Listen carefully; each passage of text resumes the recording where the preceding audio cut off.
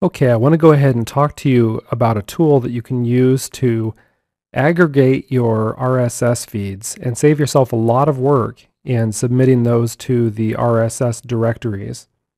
Yahoo Pipes is a free tool that can be used basically to make one giant RSS feed out of all of your other RSS feeds. So let's go ahead and take a look at it here. You can either Google Yahoo Pipes or you can just type into your browser pipes.yahoo.com. And when you go there, this is the page you're going to see. Now you need to make sure that you go ahead and sign up for a Yahoo account if you don't already have one and get logged in. We're going to go in the middle here to where it says create a pipe, and we're going to create our first pipe. All right, I'm only going to show you right now how to set up these RSS aggregators. And what we're going to do is we're going to go over here to the left and grab this module that says fetch feed and bring it into the middle and drop it. That'll create a module. Now, one thing to note is you can put as many URLs in here for as many feeds as you want. You just click the little plus button by URL, and that'll expand that box down. If you have 10 feeds, this will basically take those 10 feeds and turn it into one giant feed. Another thing is, if you have a number of categories of different sites you have, some RSS directories are going to require you to put it into a certain category. And so what you'll want to do is create a different pipe for each category of websites you have.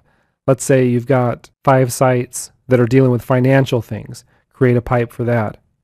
Let's say you've got 10 sites that are dealing with Forex that have feeds.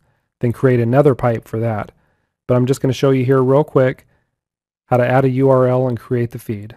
I'm going to go grab a URL for one of my feeds.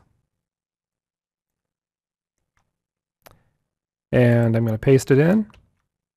And what we want to do is grab this little blue blob and drag it down to pipe output and connect the two. All right. This tool will validate whether your feed's working right or not. If you see a question mark or a caution sign over here to the left of your URL, you know something's wrong, so you better check your URL there. But now we're going to go ahead and click Save, and we're going to name the pipe. I'm going to call this RSS directory feed. Click Save. And then we're going to go up top, and we're going to run pipe. Okay, now it's gone ahead and run the pipe, shows the output of it. It would show all the feed information for all the feeds that you entered if you put in more than one. And this pipe web address here, this is going to be what you're going to put into the feed directories. So you want to copy that.